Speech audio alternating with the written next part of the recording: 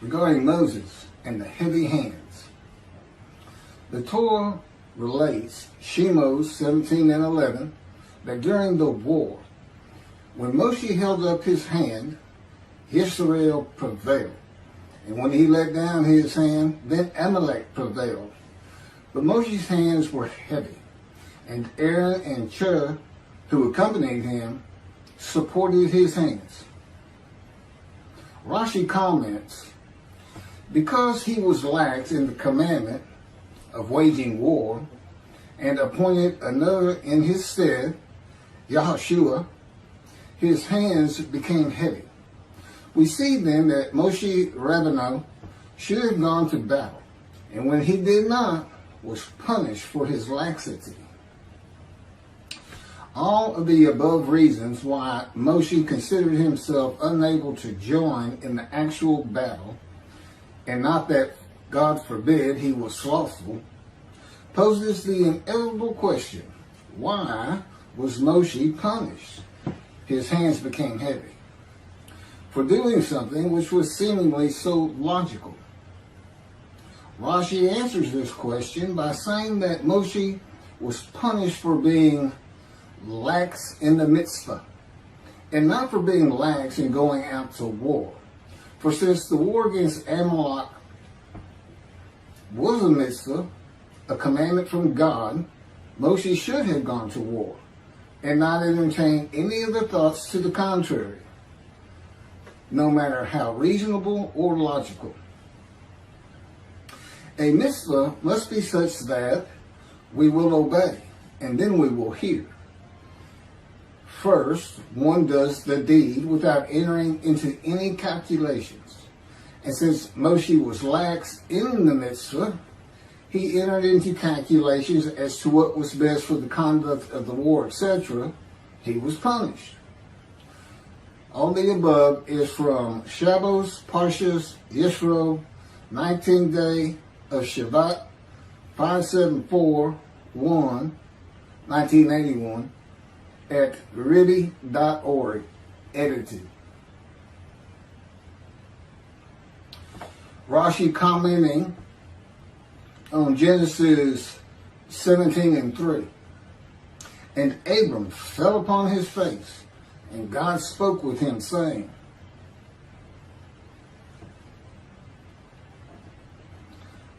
and here's the commentary, and Abram fell upon his face, midrash form, from fear of the Shekinah. For as long as he was uncircumcised, he did not have the strength to stand when the divine presence stood over him. And that is what is said concerning Balaam in Numbers 24 and 4. Who falls and his eyes are open. Also Numbers, Rabbi 12 and 8. I found this in the Beritha of Rabbi Eliezer, Perkei de Rabbi Eliezer, chapter 29.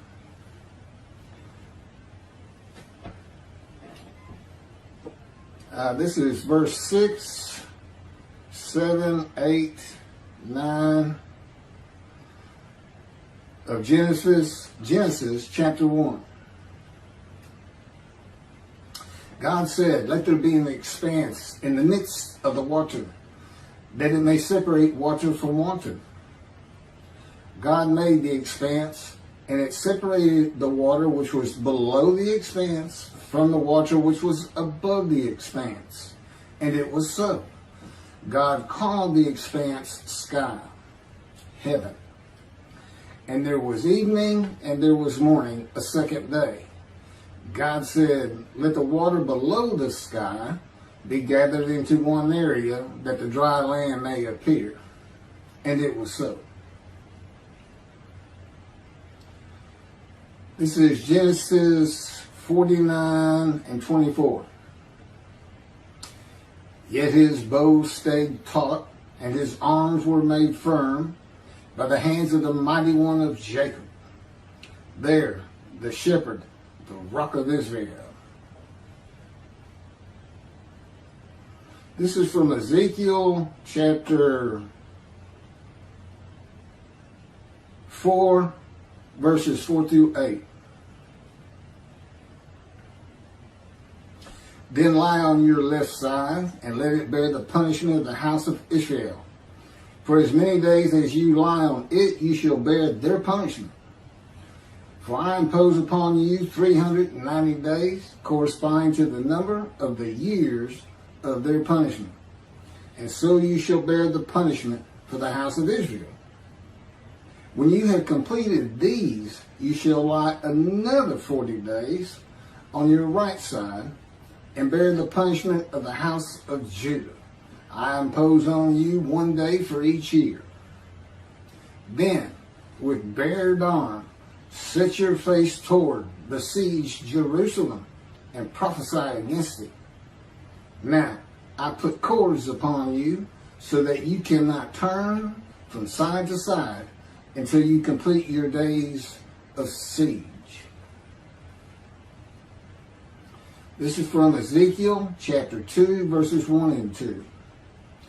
And he said to me, O mortal, stand up on your feet, that I may speak to you. As he spoke to me, a spirit entered into me and set me upon my feet. And I heard what was being spoken to me. This is from Ezekiel chapter 3, verses 14 and 15. A spirit seized me and carried me away. I went in bitterness in the fury of my spirit, while the hand of the Lord was strong upon me. And I came to the exile community that dwelt in Tel Abib by the Shebar Canal. And I remained there, and I remained where they dwelt. And for 7 days I sat there stunned among them. This is from Ezekiel chapter 3, verses 22, 23, and 24. Then the hand of the Lord came upon me there, and he said to me, Arise, go out to the valley, and there I will speak to you. I arose and went out to the valley, and there stood the presence of the Lord, like the presence that I had seen at the Shebar Canal. And I flung myself down on my face, and the Spirit entered into me and set me upon my feet. And he spoke to me and said to me, Go, shut yourself up in your house. Okay, here's my commentary on everything I just read to you. I know the heaviness of the hands of Moshe. And I know how Jacob's arms were made firm by the hands of the mighty one of Jacob. I have been in a constant state of punishment by the power of God since I offered myself and my soul for guilt to him, as the man described in Isaiah 53. That would be verse 10. It is punishment, but there is far more to it than just that. It also was telling Moshe that God was there and that he was in charge of the battle. And this punishment changes you over time. God is also making you a better prophet. The heaviness is his presence. It is what I feel of his very essence, as he would have me experience it. For a man, it can feel like punishment, but there is a positive to it. It tells me after 13 years that he never leaves me. God also has me enveloped in his power.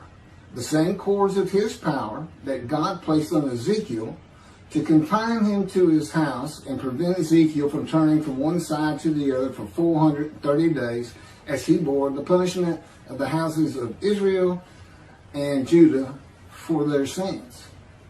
It doesn't say sins, but that's what the punishment would be for. Then there's a reference to,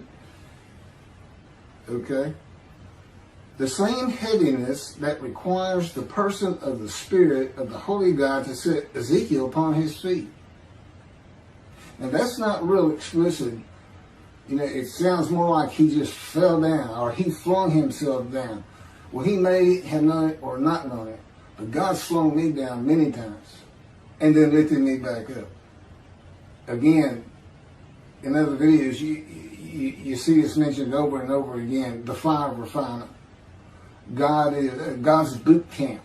He's the sergeant and you're the cadet, and he's going to put you through it.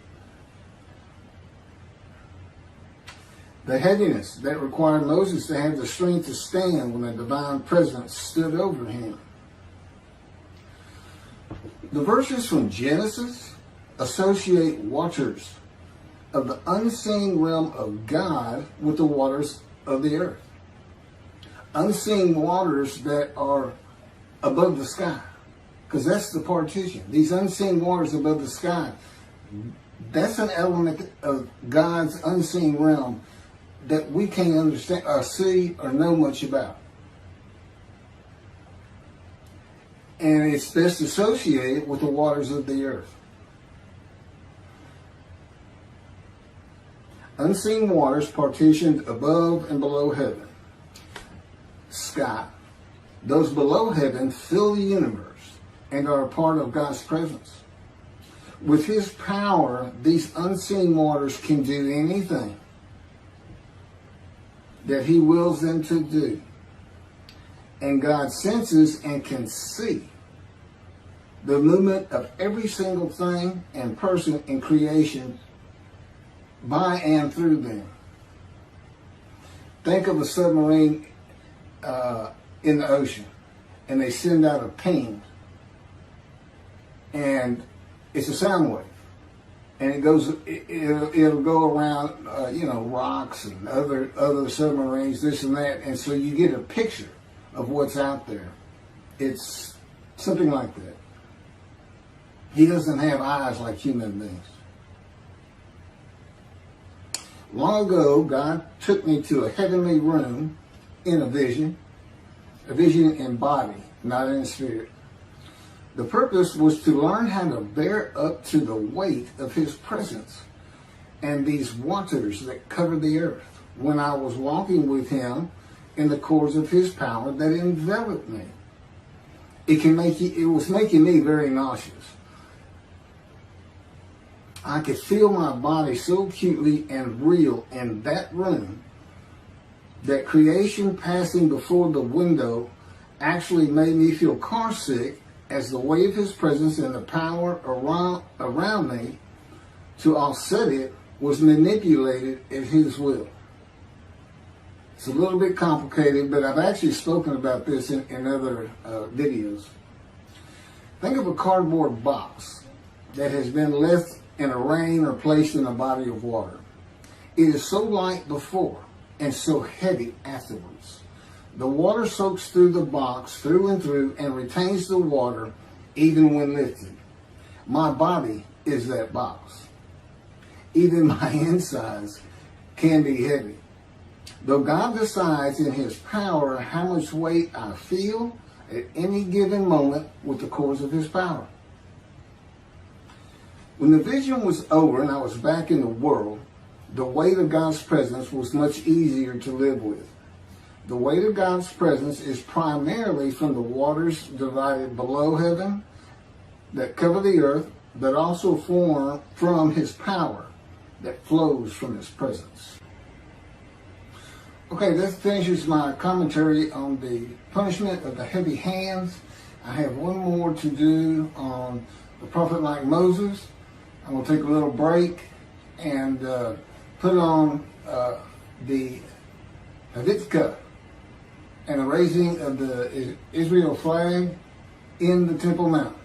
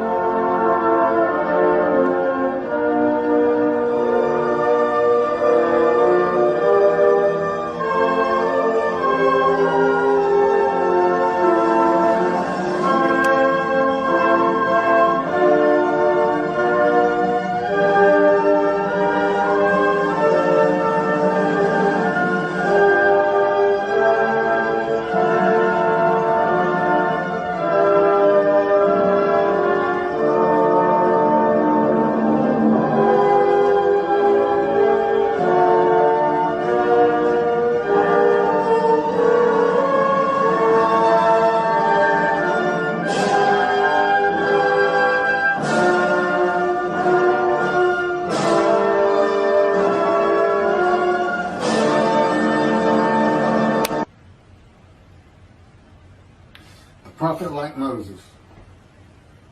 Verses 15, 16, 17, and 18 of chapter 18 of Deuteronomy. This is Moses talking to the Israelites. The Lord your God will raise up for you a prophet from among your own people, like myself. Him you shall heed. This is just what you asked of the Lord your God had ordered on the day of the assembly, saying, let me not hear the voice of the Lord my God any longer, or see this wondrous fire any more, lest I die. Whereupon the Lord said to me, this is the Lord to Moses, they had done well in speaking thus. I will raise up a prophet for them from among their own people, like yourself. I will put my words in his mouth, and he will speak to them all that I command him. This is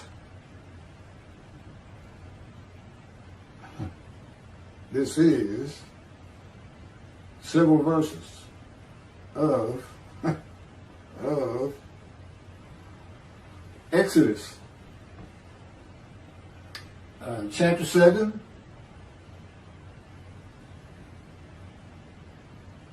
verses 1 through 31.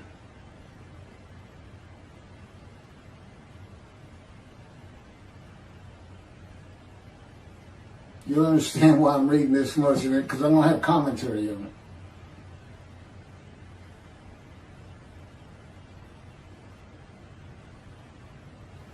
It's actually, it starts with verse 12, not 1. Now, go. And this is God to Moses. Now, go, and I will be with you as you speak, and will instruct you what to say. But he said, please, O Lord, make someone else your agent. The Lord became angry with Moses, and he said, there is your brother Aaron the Levite. He, I know, speaks readily. Even now, he is setting out to meet you, and he will be happy to see you. You shall speak to him and put the words in his mouth. I will be with you and with him as you speak, and tell both of you what to do. And he shall speak for you to the people. Thus, he shall serve as your spokesman, with you playing the role of God to him. And take with you this rod, which you shall perform the signs. Moses went back to his father-in-law, Jethro, and said to him, let me go back to my kinsmen in Egypt and see how they are faring. And Jethro said to Moses, go in peace. The Lord said to Moses in Midian, go back to Egypt, for all the men who sought to kill you are dead. So Moses took his wife and sons, mounted them on an ass, and went back to the land of Egypt. And Moses took the rod of God with him. And the Lord said to Moses, when you return to Egypt, see that you perform before Pharaoh all the marvels that I have put within your power. I, however, will stiffen his heart, so that he will not let the people go. Then you shall say to Pharaoh, thus says the Lord, Israel is my firstborn son. I have said to you, let my son go, that he may worship me, yet you refuse to let him go. Now I will slay your firstborn son. At a night encampment on the way, the Lord encountered him and sought to kill him. Him is Moses. So Zipporah took a flint and cut off her son's foreskin and touched his legs with it, saying, you are truly a bridegroom of blood to me. And when he let him alone, she added, a bridegroom of blood because of the circumcision. The Lord said to Aaron, go to meet Moses in the wilderness. He went and met him at the mountain of God, and he kissed him. Moses told Aaron about all the things that the Lord had committed to him and all the signs about which he had instructed him. Then Moses and Aaron went and assembled all the elders of the Israelites. Aaron repeated all the words that the Lord had spoken to Moses, and he performed the signs in the sight of the people. And the people were convinced. When they heard that the Lord had taken note of the Israelites and that he had seen their plight, they bowed low in homage. Again, that's verses 12 through 31 of Exodus chapter 7. Commentary. I am the prophet like Moses. For many reasons, but these in particular, for the reasons that, like Moses, I speak to God face to face. God speaks to me as a friend. I converse with God whenever I so wish. God talks directly to me when he so desires, and I write God's words at his directions. And I can add, and I put on videos at his command and speak the words he commands me to speak. He had me type everything I'm reading. He said, go to Exodus, type this down, or paste, copy it and paste it on your notebook pad. And like Moses, I bring a redemption, the redemption of the new covenant of God declared in Jeremiah chapter 31 to be delivered in a time to come. This time, the time of the fulfillment of all biblical prophecy. The time God speaks to his prophets again. When God said, there's Aaron, even now he is setting out to meet you and he will be happy to see you. God is placing a short vision into the mind of Moses. Aaron and Moses do not meet for many days after this at the mountain of God. It is not a trance-like vision where Moses feels that he is in another place and time away from the world. It is more like an image of an event on television that you remember after you have watched it. A little bit sharper than that. It is a vision that goes more to your mind than to your eye. The image would have been of Aaron walking out of his dwelling place, and together with God's words, he is setting out to meet you. Moses knows that Aaron is on his way where they are to meet at the mountain. So, it's okay. This is the way God communicates with Moses and the way he communicates with me. I listen to his words, and he often sends to me picture visions, as does the Holy Spirit of God. They're always together. It is not a confirmation of God's words so much as it is a more perfect way to communicate words with pictures. Often it is just picture visions that have instant meaning to me. God says to Moses, I will be with you and with him as you speak and tell both of you what to do. God often tells me what to do and say when I'm talking with another person. But our level of communication is such that I don't have to actually hear him.